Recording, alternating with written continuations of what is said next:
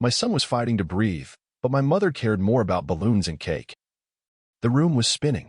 I wasn't drunk, wasn't dizzy, just unraveling. Standing in the sterile hallway of Briarstone General, waiting on a doctor I hadn't met yet to tell me if my son was going to keep breathing through the night. And while my brain spiraled through worst-case scenarios, ventilators, seizures, we did everything we could. My mother, Meryl Danton, was texting me about balloon colors. That morning had started like any other. Cereal on the counter, Isaac mumbling about missing socks, the dog barking at nothing.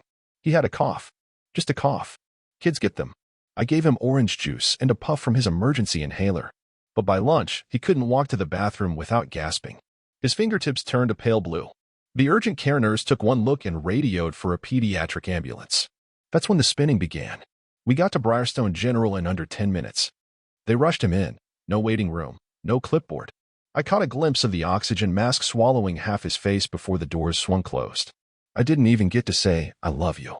While I sat in that stiff plastic chair in the corridor outside pediatric ICU, trying to stay conscious, Meryl texted, "Don't forget the green streamers." Norah said they have to be sage, not mint. I stared at the screen. Read it 5 times. Put the phone down. 10 minutes later, also, can you check if you still have those gold votive candles from last year? They look gorgeous on the gift table. That was my mother. The world could be on fire, but by God the decor would match the invitation font. When Dr. Linley Harrow finally came out to speak to me, I stood too fast and nearly collapsed. Your son's lungs are inflamed. He's struggling to exchange air, and his oxygen saturation was dangerously low when he arrived. We've got him stable on a ventilator, but we're monitoring closely. Ventilator. Stable. Monitoring. Words that sound like hope but sit heavy on your chest like lead. I nodded. Asked if I could see him. Dr. Harrow paused. If you're not following our channel, you might never see it again. But if you're subscribed and use the bell, congratulations. You'll always have access to the most interesting stories whenever you want to watch and listen. Not yet. Let's get him through the next hour first. I walked to the restroom, splashed water on my face, and stared at my reflection. Mascara smudged, eyes bloodshot, hands shaking. That's when my phone buzzed again. Meryl, you didn't answer about the candles. I didn't scream. Didn't throw the phone.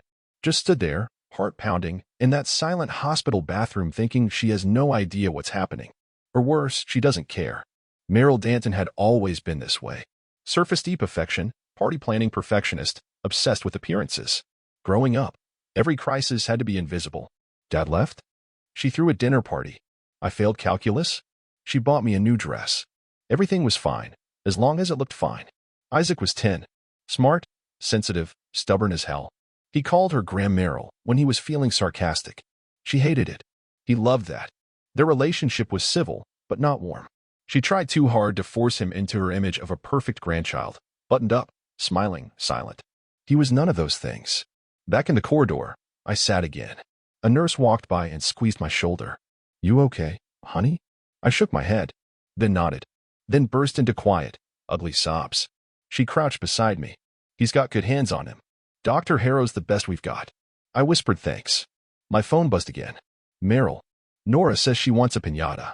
You think it's too much? And that was the moment something snapped in me. Not loud.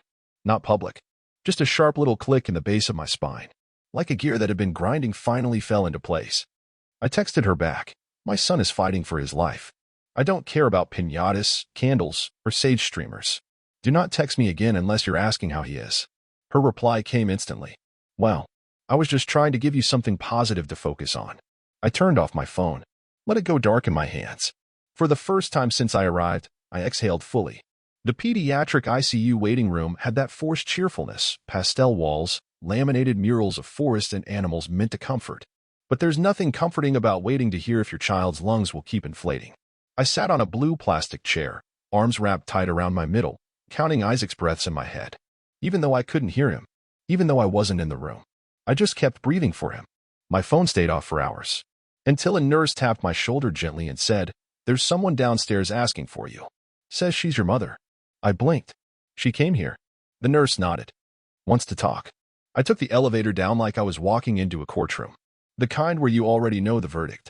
There she was, Meryl Danton, standing in front of the vending machines in heels too sharp for hospital tile and holding a gift bag. A gift bag. Alina, she said brightly, like she was greeting me at brunch. He's still in critical care, I said flatly. Of course. That's terrible. But I figured I'd bring some cheer. She gestured to the bag. For Isaac. I even found a balloon with his name. I stared.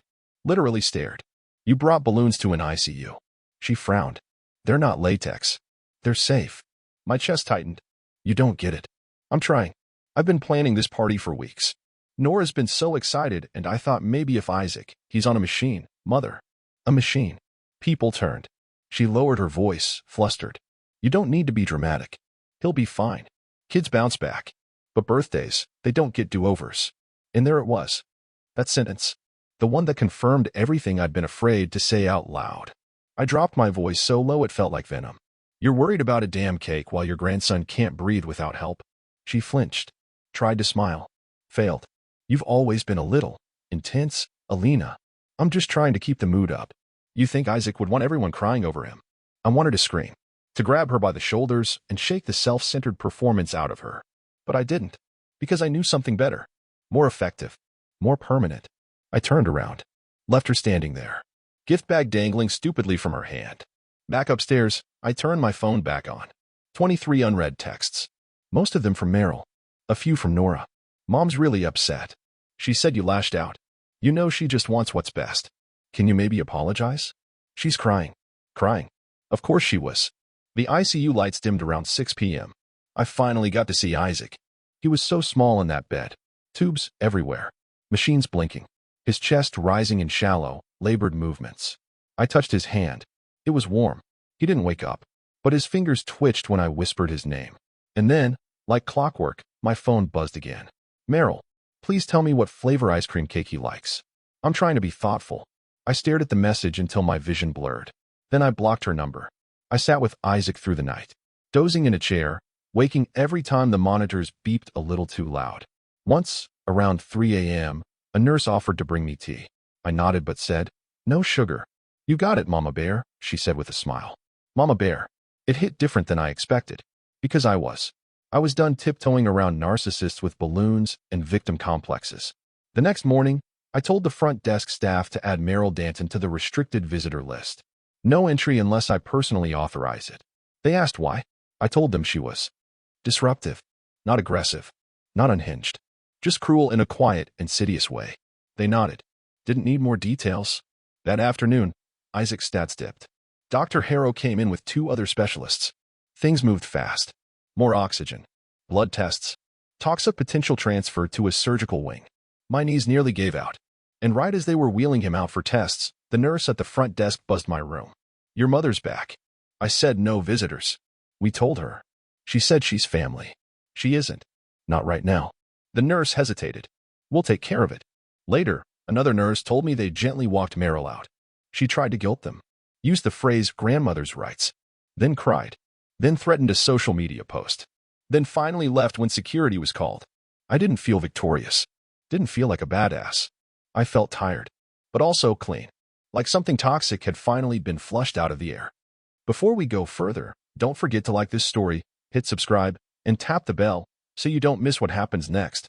By the 3rd day in the ICU, time wasn't real anymore. There was no morning, no night, just machines, alarms, whispers. I measured life by oxygen levels and the rhythm of Isaac's shallow breaths. Every beat made me twitch. Every pause stole years from my soul. And still, my mother found a way to make it about cake.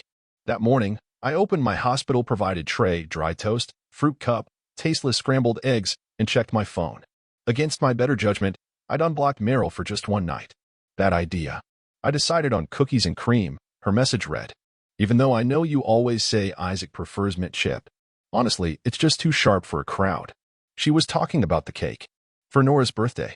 In the middle of my son's medical crisis. Like none of this was happening.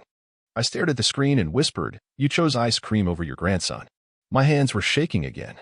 That same ache behind my eyes was back, like I was trying not to cry through sheer force of will. But I didn't cry. I took a photo of Isaac in the ICU, not graphic, just real. Wires. Tubes. Monitors.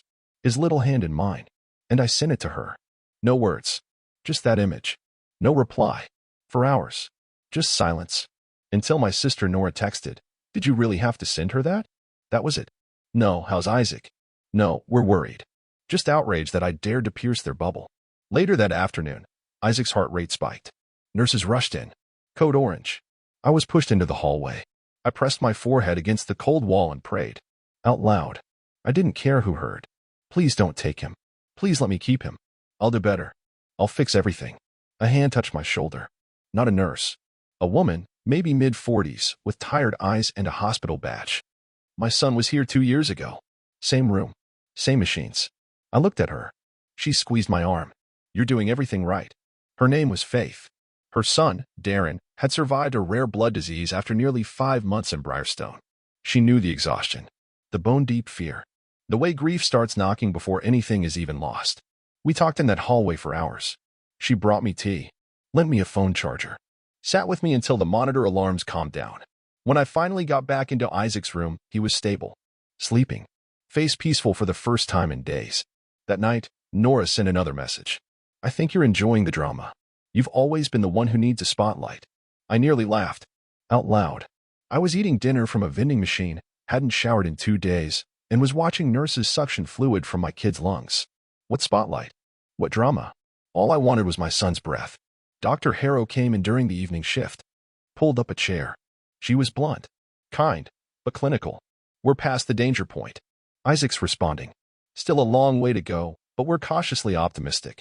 I broke down for real then. Not in a loud, dramatic way. Just shoulders shaking, tears silent. She stayed. Gave me tissues. Didn't say a word. After she left, I took out my phone.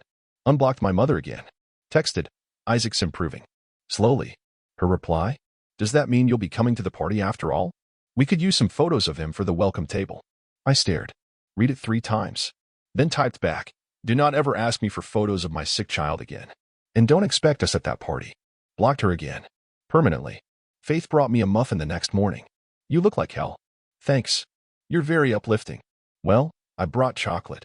That muffin saved my life for about 30 minutes. As the days passed, Isaac's color came back. He could whisper a few words by day 6. He told me he had a weird dream where I turned into a giraffe and yelled at the doctors. I told him that was probably true. And then, on day 8, Briarstone ICU held a little ritual. When kids came off the ventilator and could breathe fully again, they got to ring a silver bell on the wall. Isaac rang it with a shaky little fist. The whole ward clapped, and I cried into Faith's shoulder like a mother who had walked through fire and still couldn't believe her kid had made it out. Meryl never showed, never called, and for the first time in my life, that felt like a blessing. They say you really meet yourself in crisis. I met the woman I was supposed to become, not the one who tiptoed around her mother's ego, not the one who sugar-coated truth to keep the peace, but the one who looked down at her son, alive and breathing, and realized she owed him something her mother never gave her: safety. The first real meal Isaac had after the ICU was mashed potatoes and half a popsicle. He ate it slowly, weakly, but with the kind of determination that kids only seem to find after nearly losing everything. I fed him from a plastic spoon, cleaned up his mess, wiped his chin, and kissed his forehead without thinking. Just instinct. Just love. Later, as he drifted to sleep, I walked down to the family lounge. Faith was there, playing cards with a nurse on break. How's the little champ? She asked.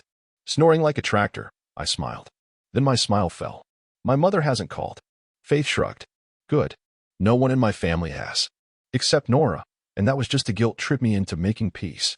Faith put down her cards. Alina, let me tell you something. Family isn't who shares your name. It's who shows up. I swallowed hard. She never really showed up. Not even when I was a kid. Everything had to look perfect, even when it wasn't. You had to mother yourself, huh? I blinked. That phrase hit me like a truck. I'd spent my entire childhood walking on emotional eggshells, making myself small so Meryl could feel big, saying what she wanted to hear, pretending things were fine even when they weren't.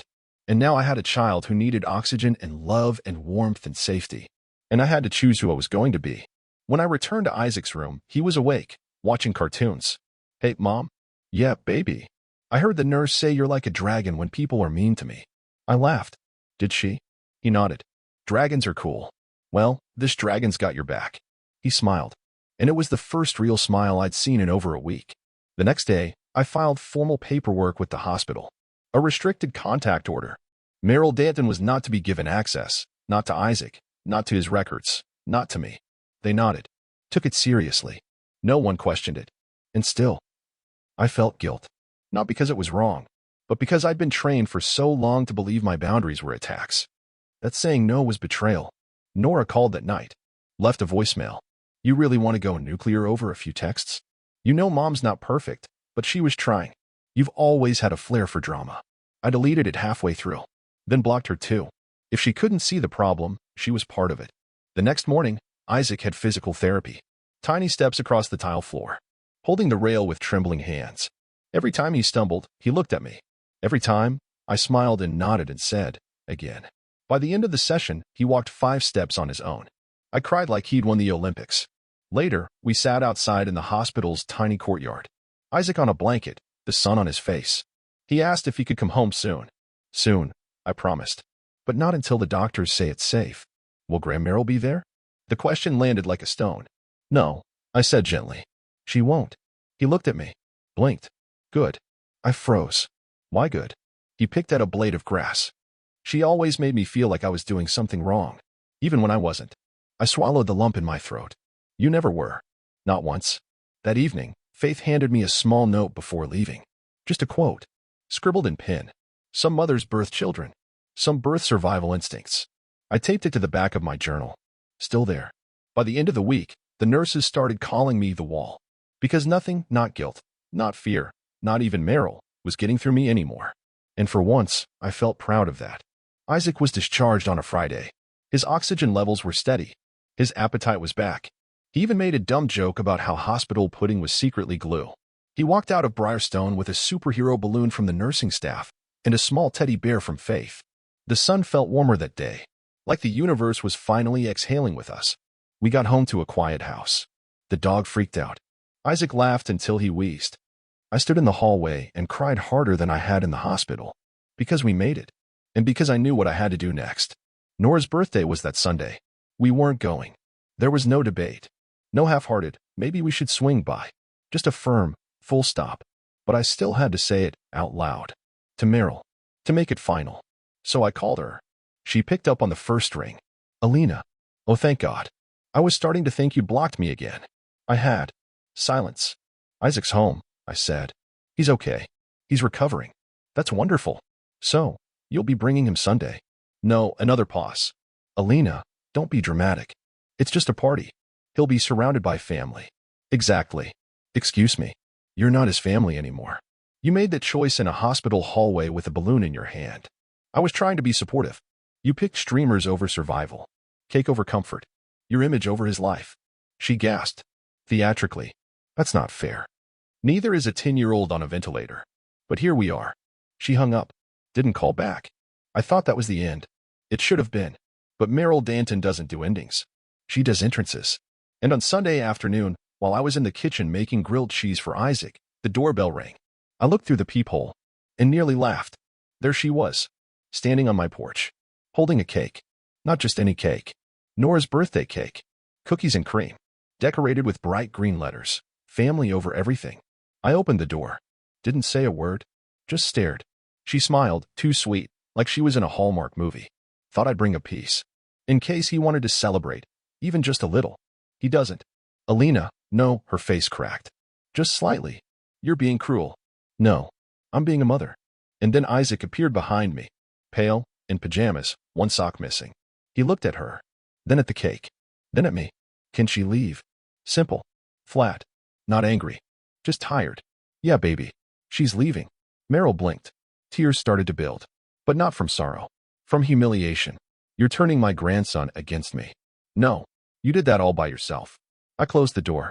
She stood there for a full minute. Then walked away. I watched through the blinds as she carried the cake back to her car. Saw her throw it into the passenger seat. Heard the engine roar. And then silence. Inside, Isaac sat on the couch, eyes wide. That was dramatic. I grinned. Sorry, bud. I liked it. We fist bumped. Then ate grilled cheese in peace. Later, Norah sent a single message. You really had to ban Mom from seeing her own grandson? I replied. She did that all on her own. Blocked her again. For good this time. That night, Isaac drew a picture. A dragon and a boy standing on a mountain. He said it was me and him. You're the dragon, he said. But a nice one. The kind that scares off bad people. I hugged him so hard he squeaked. Real mothers stay, I whispered. He didn't respond. Just squeezed me back. The house smelled like pancakes. Sunday morning. 1 week after Isaac came home. He sat at the kitchen table, flipping through a comic book, his oxygen cannula tucked gently over his ears. I stood by the stove, flipping golden stacks and feeling something I hadn't in months. Calm. We didn't talk much. Didn't need to. After what we'd been through, silence was just another form of saying, I'm here. Mina, the nurse who had sat with me during Isaac's crash, dropped off a care package that afternoon. Blankets, books, tea, a candle labeled Breathe Easy. I don't usually do house calls, she said, but you two earned it. We hugged. Isaac made her a thank you card with a dragon on the front. She cried a little. That night, I sat by Isaac's bed and watched him sleep. His breathing wasn't perfect yet, but it was real. He twitched a little in his dreams. Smiled. I looked around his room, posters, Lego towers, a jar of glow-in-the-dark stars. And I thought about all the things Meryl had said over the years. Why don't you raise him to be more polite? Don't let him get fat like the neighbor kid. Maybe if you were more presentable, people would take you seriously as a mom. Little jabs, disguised as advice. Truth was, she never wanted to help. She wanted control. And when she lost it, she panicked. Norah texted again the following week. Blocked number. New number. Same script. Mom's not perfect, but she loves you. She loves the idea of us. I typed back. The real us? She doesn't even know who we are. I didn't hit send. Just stared at the screen, then deleted the message. There was nothing left to say. Isaac had a follow-up at Briarstone 2 weeks later. Dr. Harrow beamed when she saw him walking in on his own. You're a miracle, champ, she said. You know that? He nodded. So is Mom. She looked at me, misty-eyed. That kid's going places. I sent Faith a postcard after we got back. Wrote, he's better. I'm stronger. Thank you for helping me wake up. She replied 3 days later, you did all the hard stuff. I just reminded you who you already were. We got into a rhythm again. School mornings. Laundry piles. Isaac joked about becoming a nurse. Said he wanted to wear Crocs and boss people around gently. I told him he'd be perfect. Then, on a rainy Tuesday, a legal envelope arrived. From Meryl. A custody petition. Filed out of concern for the child's well-being in a potentially alienating household. I stared at it for 10 full minutes. Then laughed. Out loud. The sound surprised even me. I called a lawyer. Set up a meeting. Filed for a no-contact order. The judge granted it within a week. Meryl's petition was tossed. The court didn't even entertain it. The final straw? That photo I'd taken, the one of Isaac in the ICU. The judge said it said more than any testimony ever could. After the hearing, I stood on the courthouse steps, rain misting across my jacket, and realized something. I wasn't scared anymore. Not of her. Not of being the difficult daughter. Not of breaking what was never whole. Isaac and I walked out hand in hand. No parade. No applause. Just peace. And that was enough. A few months later, on his birthday, I asked him what kind of cake he wanted. Mint chip, he said, smiling. And make it ugly. Like slime green with eyeballs. You got it, boss. We made it together. Ugly and perfect. That night, he looked up at me and said, we're not that family anymore, right? No, I said. We're better. He nodded. Good. Then hugged me so hard I nearly dropped the cake. And that was it. That was the ending. Not with a fight, or a scream, or some big, dramatic breakdown. Just a mother and son. Eating slime cake. Breathing free. Finally. If this story touched you, share it with someone who needs to hear it too. Also, tell us in the comments, where are you watching from? What city and country? And have you or someone you know ever been through something like this?